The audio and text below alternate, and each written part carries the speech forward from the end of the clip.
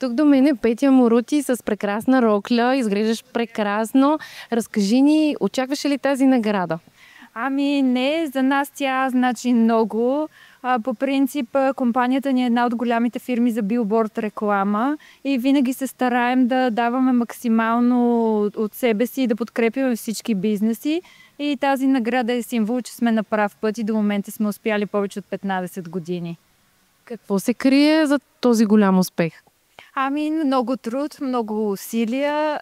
Ние сме с абсолютно национално покритие, имаме билборди в цялата страна. Това е един много динамичен процес. Често пъти работен ден повече от 15 часа. Какво ще посъветваш младите хора, които искат да бъдат толкова успешни като теб?